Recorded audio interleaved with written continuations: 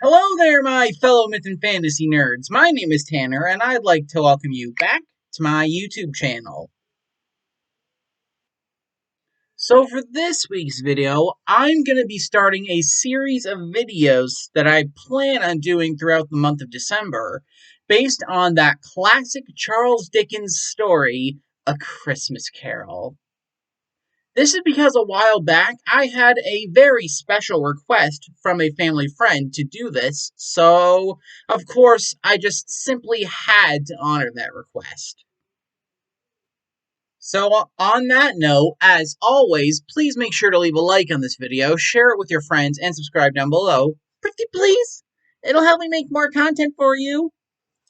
And without further ado, here is A Christmas Carol Part 1.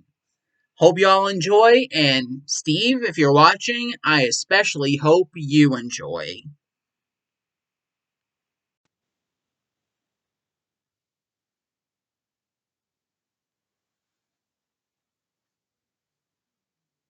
Our story begins with the funeral of one Jacob Marley.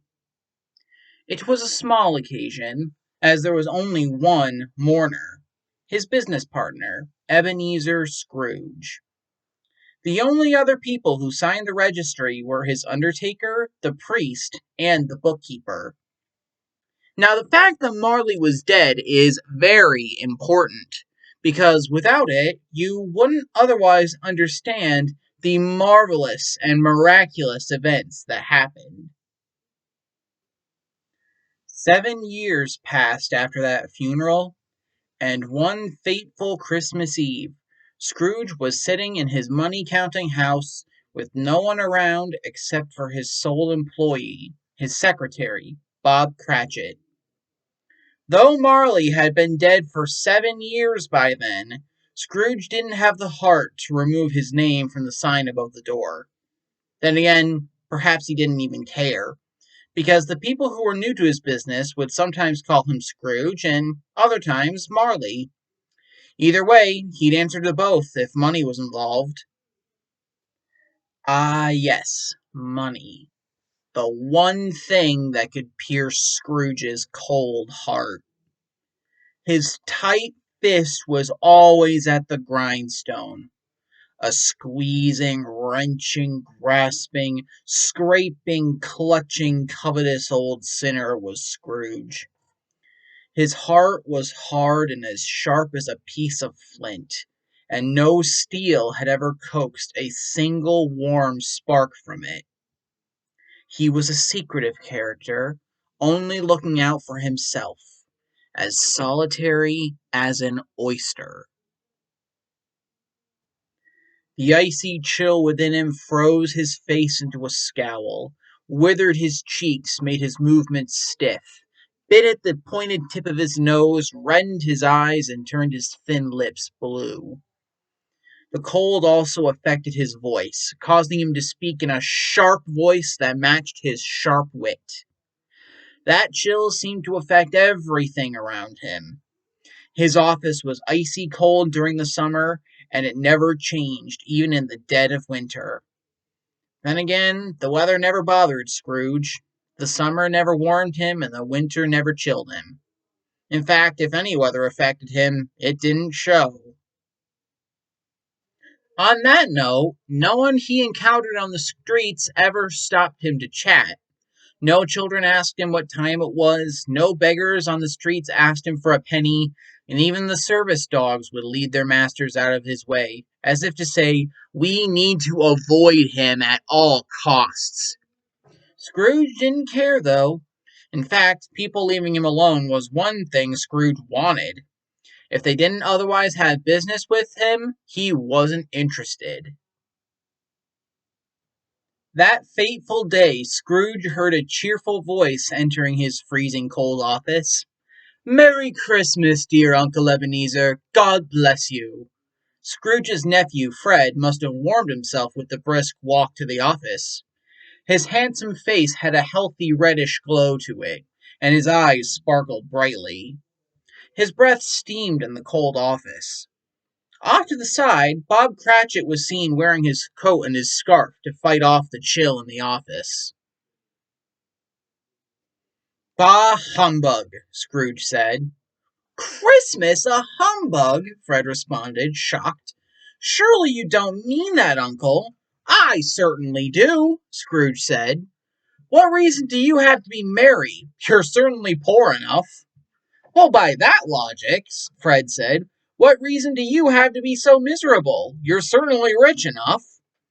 Scrooge didn't have a witty response to this, so he merely said, Bah, humbug, again. Oh, come now, Uncle, Fred said. There's no need to be so annoyed. Well, what else can I be when I live in this foolish world? Scrooge retorted. What's the point in Merry Christmas? You merely find yourself 1 year older, but not a single hour richer. How can you pay your bills with no money to pay it with?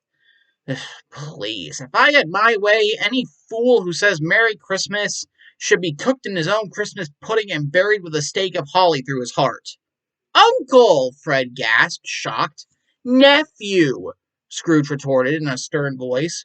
You celebrate Christmas in your way, and I'll celebrate it my way. But, Uncle, you don't celebrate it. Well, then let me leave it alone, as much good as it's done you. Well, Uncle, just because it doesn't profit me in the way you think it should, doesn't mean it hasn't done me any good, Fred said. I've always found this time of year to be a kind and forgiving and charitable and otherwise pleasant time. The only time of the year, at least as far as I know, where people of all kinds seem to open up their hearts and think of others, no matter their status, as fellow travelers on this holy journey we call life. And not like another species on another journey entirely. So, on those grounds, dearest uncle, though Christmas has never put a single coin in my pocket, I believe that it has benefited me and will benefit me in the future. So I say, God bless it.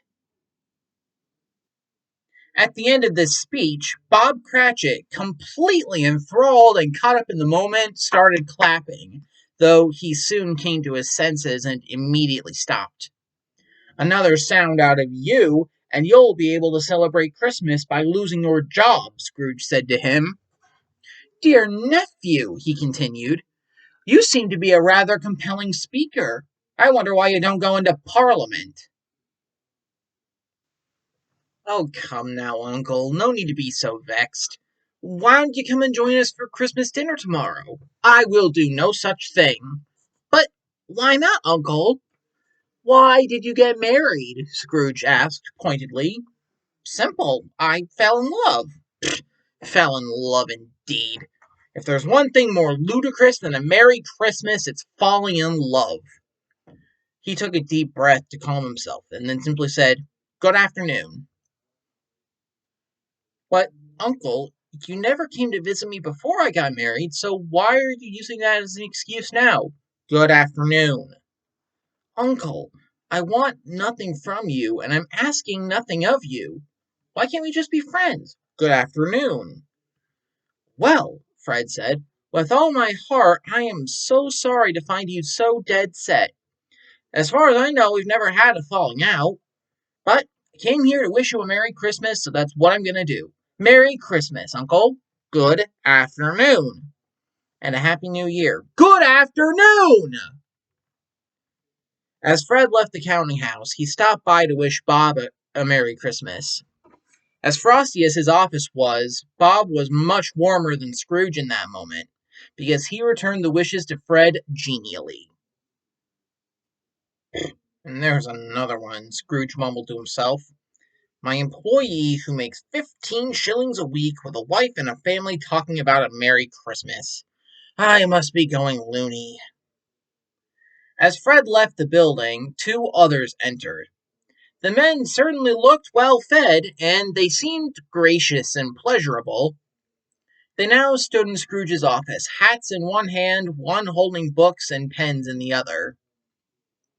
Scrooge and Marley's, I presume, said one of the men in a pleasant voice. Am I in the presence of Mr. Scrooge or Mr. Marley? Mr. Marley has been dead for 7 years, Scrooge replied tersely. His passing was on this night 7 years ago. Oh, our deepest condolences, the other man said. We don't doubt that his currently living partner shares his charitable spirit. At this, he placed some papers onto Scrooge's desk. What they didn't realize, of course, was they were, in fact, quite correct in assuming Scrooge was as generous as Marley. That is to say, he wasn't. At the word charitable, Scrooge scowled, brushing the papers aside. On this, one of the cheeriest times of year, Mr. Scrooge, the first man started, many find it worthwhile to raise funds for those of us with no money to speak of, and those who arguably suffer the most during this time of year. Thousands of people are in need of basic supplies, while hundreds of thousands are in need of the basic conveniences. Don't we still have prisons? Scrooge asked pointedly. We have prisons in abundance, the man replied, puzzled. What about the workhouses? Are they still up and running? Yes, though I do wish they weren't. Does that mean that the poor laws and the prison treadmill are still in action? As active as ever. Whew, that's a relief then. From what you were saying, I was worried something happened to break them down. Sir, our belief is that since those institutions do not provide comfort or happiness of either body or mind, the second man explained, our organization is attempting to raise money to provide food, drink, and warmth to the less fortunate. This time especially is when the sting of wanting and needing is most severe, as well as when prosperity brings triumph. With that in mind, sir, how much money should we put you down for? Nothing, Scrooge replied. Ah, do you want to remain incognito? I want to be left alone. I don't celebrate this time of year, and I cannot spare enough to make frivolous people celebrate either. Scrooge paused, took a breath, and continued. I support the previously mentioned institutions, and that's enough for me. Those who can't afford it can go there.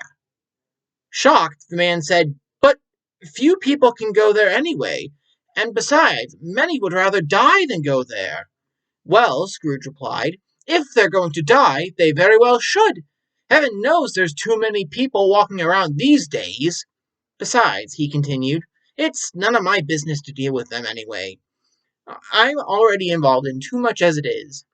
And as long as people let me do my business, I will let them do theirs. Good afternoon, gentlemen.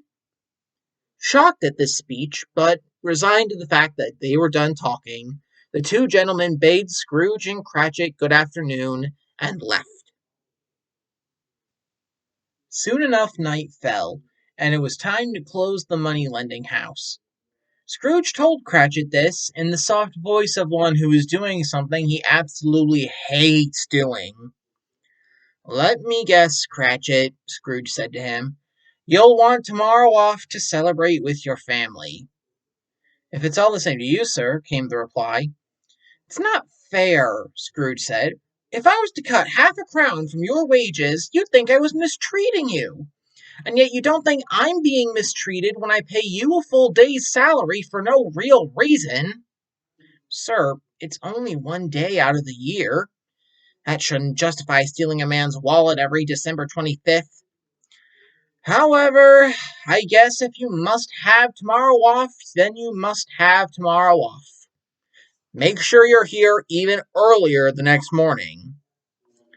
They parted ways with the clerk promising to do so.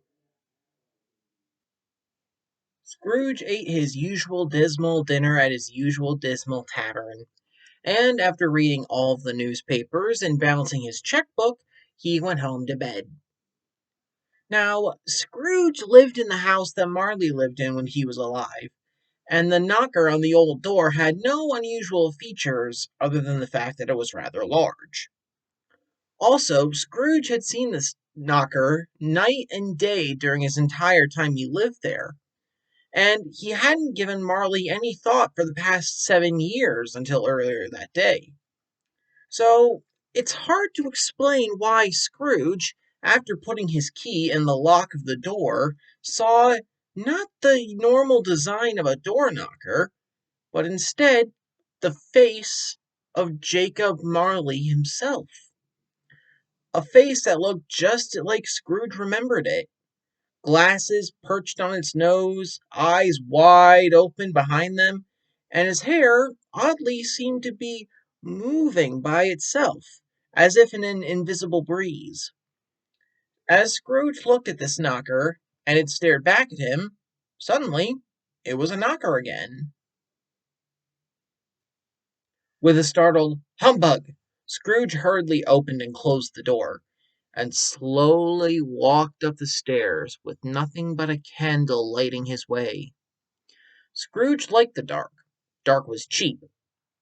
However, Scrooge, having Marley's face burned in his mind, wandered throughout the house, checking every room to make sure everything was all right.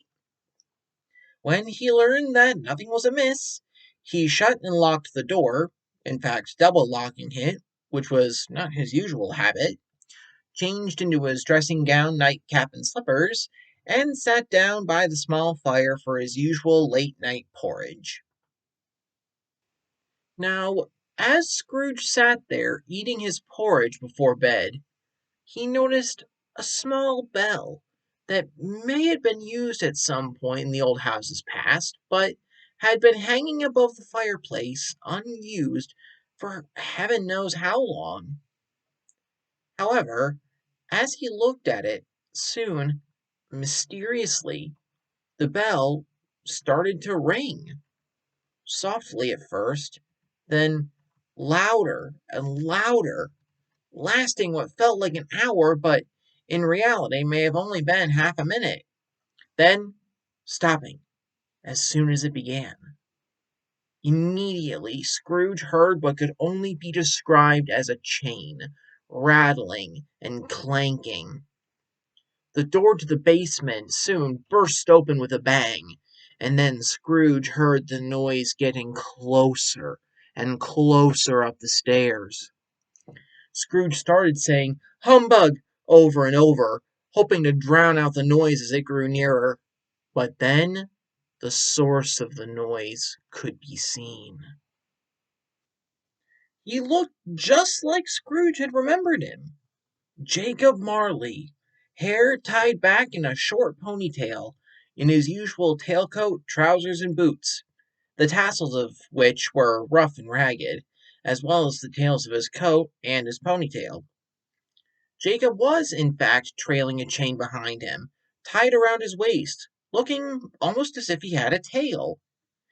As he drew closer, Scrooge saw this chain seemed to be made of money boxes, keys, locks, accounting books, contracts, and even heavy coin purses, all wrought from some iron like substance.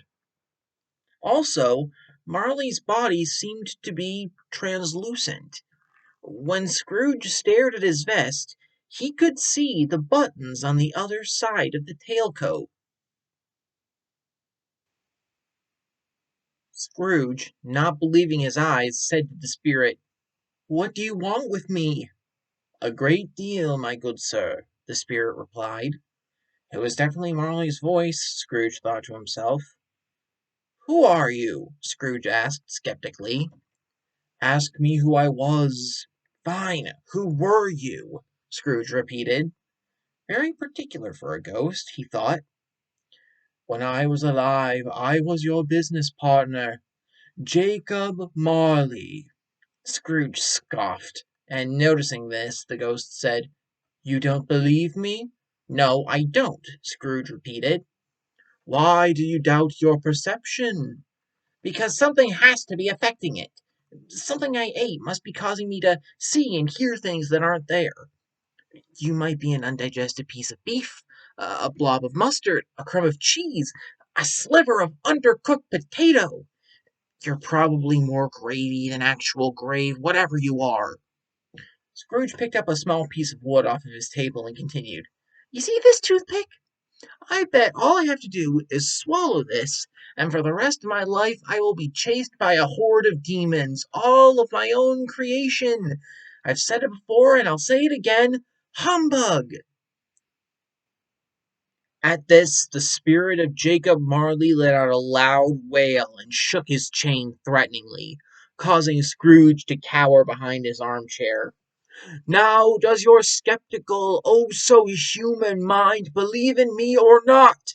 Yes, I do. I must, Scrooge whimpered. Fearful spirit, why have you come to trouble me? It is necessary for every human being that the spirit within them should walk amongst their fellows, near and far, to do kind, compassionate, and generous deeds. If that spirit does not do these things while they are alive, then it is doomed to wander the world in death, and forever wonder what might have been had they done those good deeds. But Jacob, why are you chained? Scrooge asked. I wear this chain that I crafted, link by link, yard by yard in my life. Of my free will I made it, and of my free will I wore it. A word of caution, Ebenezer.